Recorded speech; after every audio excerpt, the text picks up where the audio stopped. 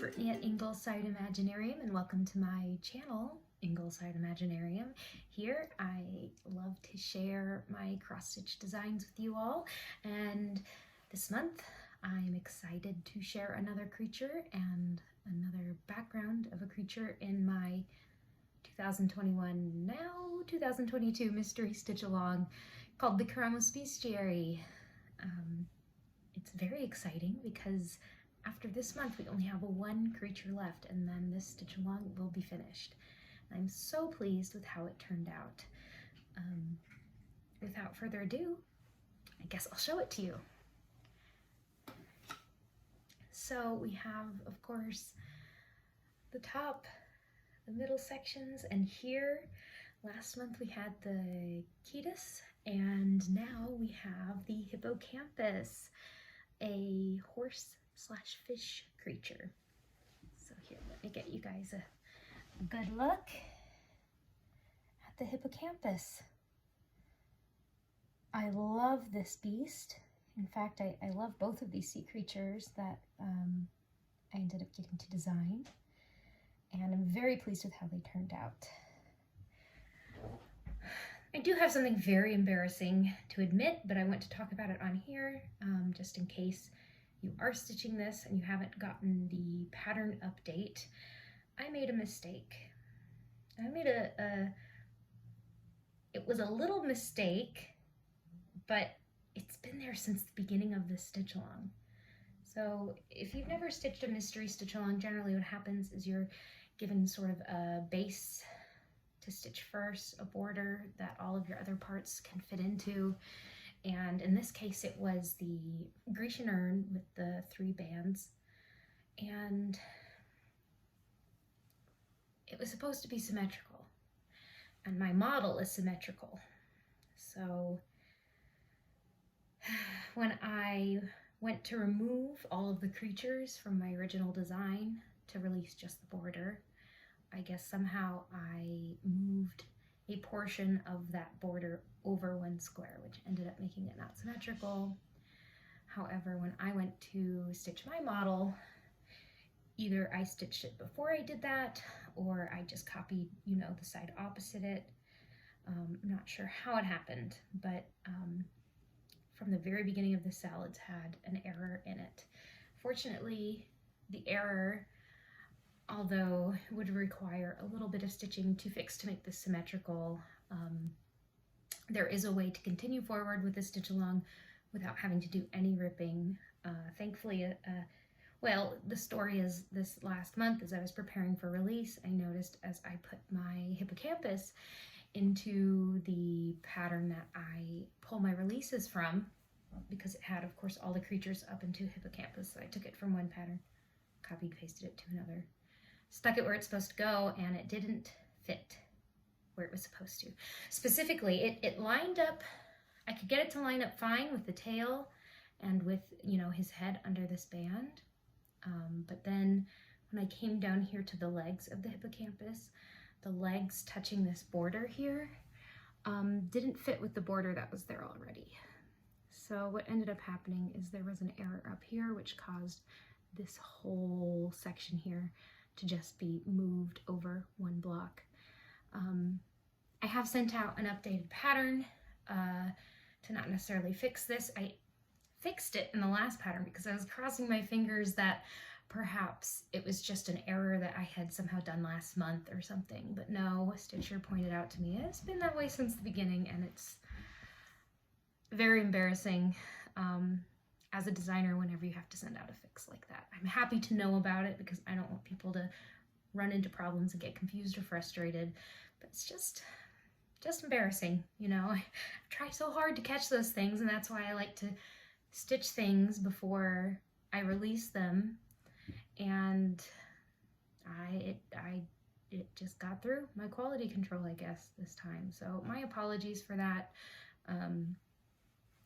For those of you that don't want to frog this, all that will happen is that as long as you line up the top of your Hippocampus's head here and you line up the tail with the Ketis's tail, your Hippocampus's legs will just be separated from the border. There'll be a couple of blank stitches between there. And I've updated and released a pattern to reflect that.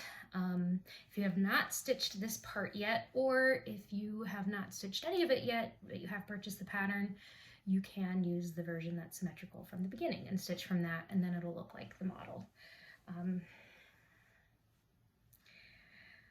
I wish it never happened, but it did. So yeah, I'm sorry for that, and hopefully people won't have to spend too much of their stitching time, which I know is precious, because in my life it's precious, unpicking or getting confused and frustrated and having to figure that out. So my apologies for that.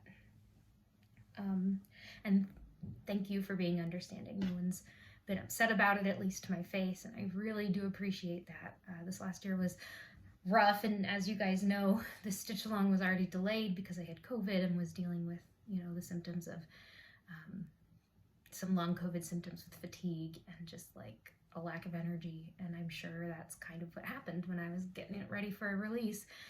And yeah, just can't say sorry enough, but I'll say it one more time. I'm sorry. Otherwise, yes, here's Hippocampus.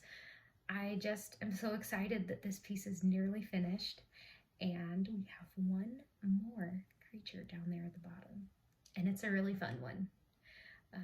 So I'll go ahead and get into the myths and stitches part of this video, where you guys will get to see me backstitch our hippocampus friend here and learn a little bit more about it, him, her, them. Learn a bit more about the hippocampus. All right. Thanks for all your support, and I'll see you next month for the last beast in our bestiary.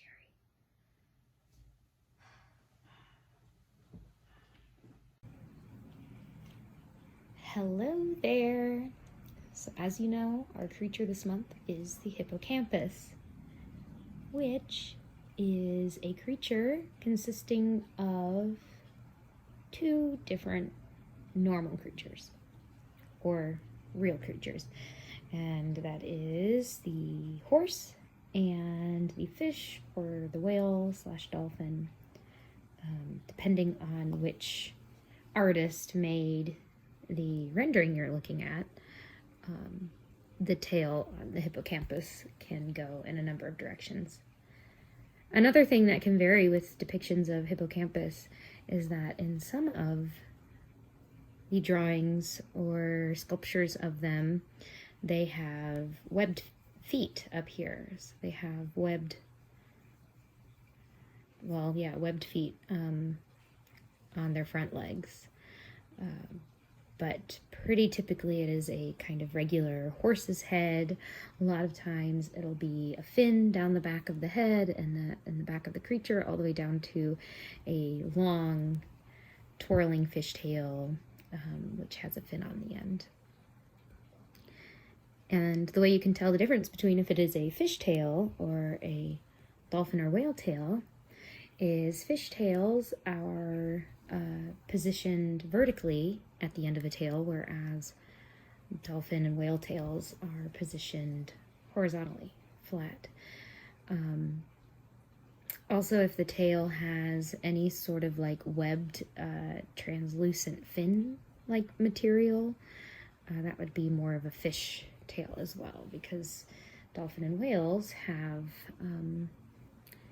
pretty solid skin and fat, creating their tails. Now, something else interesting about the hippocampus, especially in regards to its appearance in Greek art, is that while it is very common to portray this creature in sculpture, on pottery, these artistic renditions, is that it isn't really terribly specifically featured in mythology. The creature itself was definitely inspired by certain mythological tales and portrayals, but it wasn't actually described as in the form that we see it until later on. So there is a depiction, a description of Poseidon, the god, ruler of the seas, and he's described as having a chariot drawn by horses. And actually Poseidon was also god of horses. Somewhere along the way, somebody decided that rather than regular horses with 4 hooves and a normal tail, that Poseidon's chariot should be drawn by something that would be more at home in the ocean. And that is the creature that you see before you, or have seen in the introduction when it's finished, the hippocampus. And kind of once somebody started drawing Poseidon's horses like this, it became the trend. And once these depictions were common, then that's when you would start reading descriptions in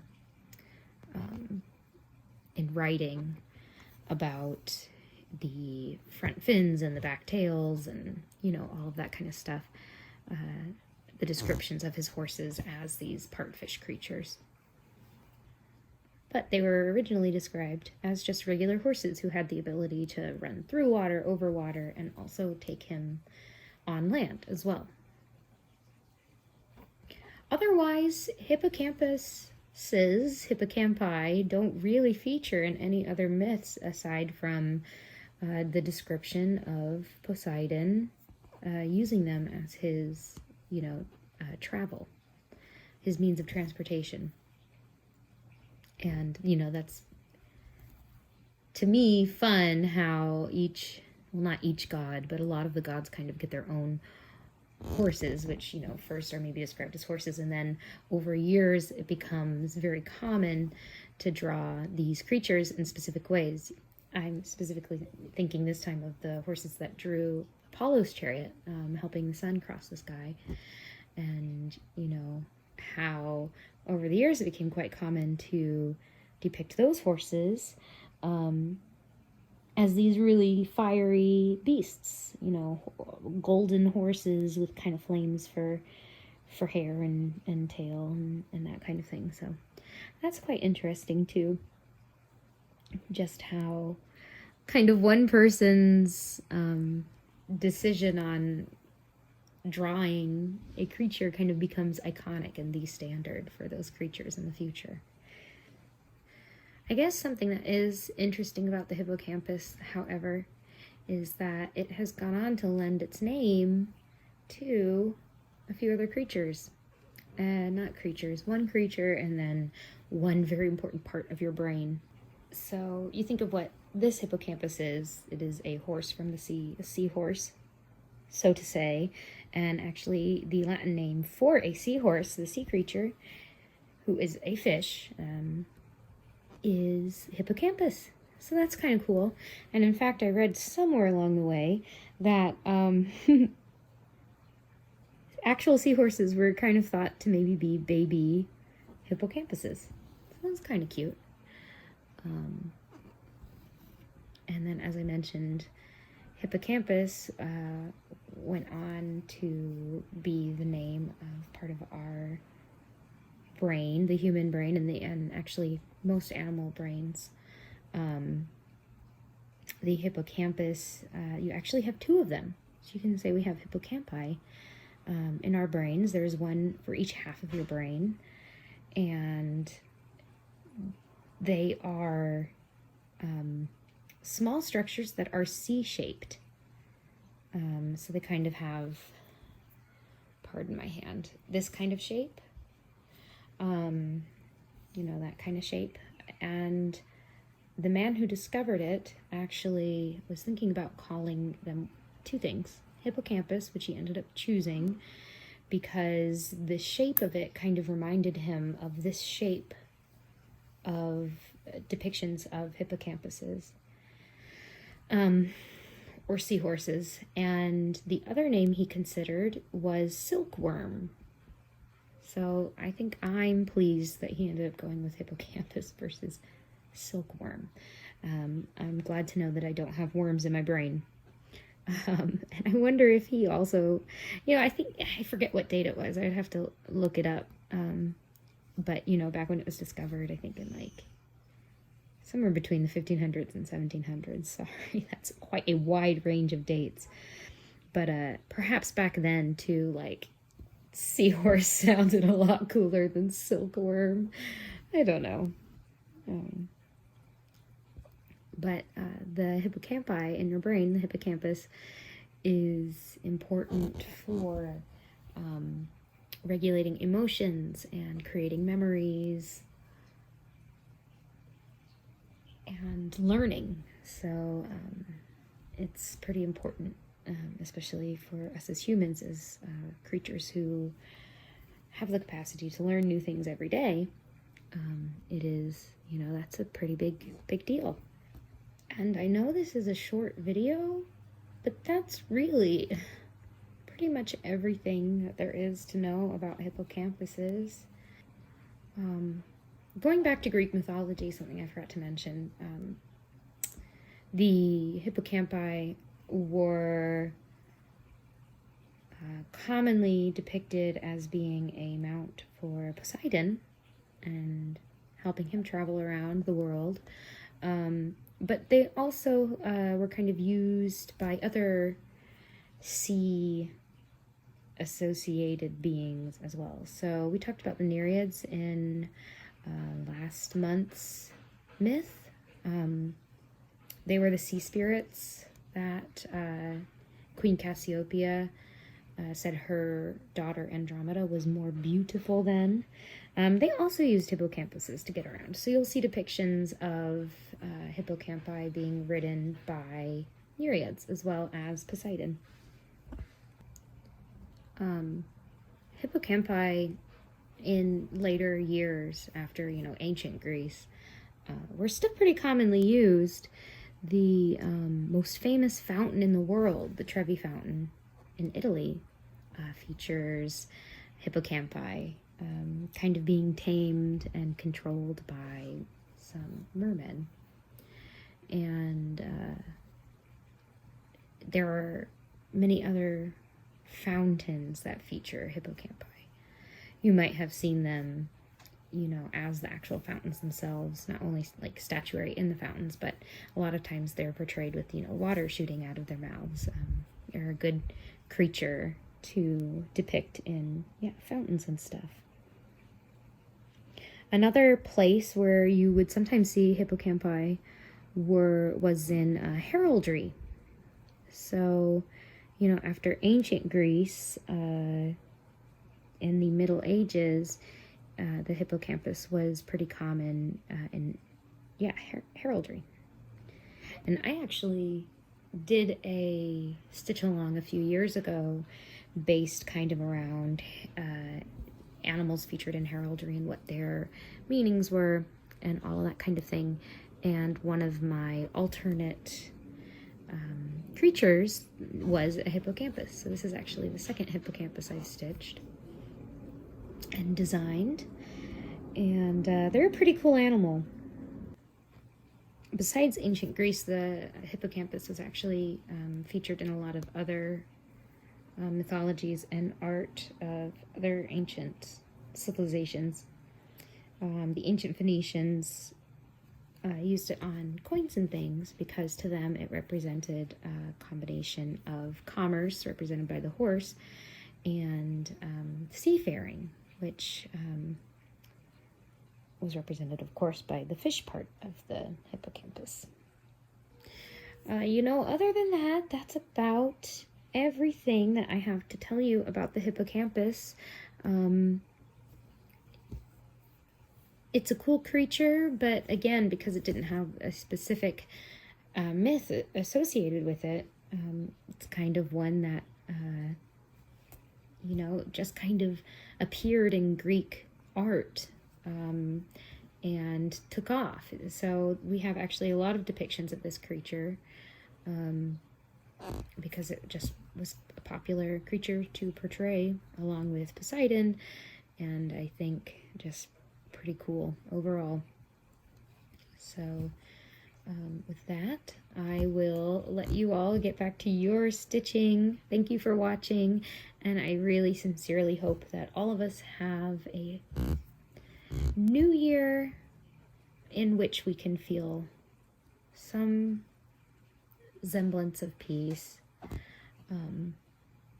2021 was a rough year for me. I know I have many blessings, and other people have experienced, harder things than I have. But I think on the whole, 2021 could be vastly improved upon by next year. So hopefully 2022 will treat all of you well.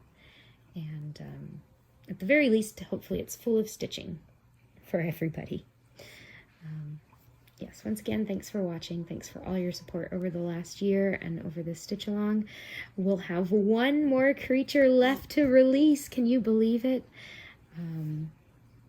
That's pretty exciting. So thank you all for coming along for the ride this year, and I will see you next time. Happy stitching!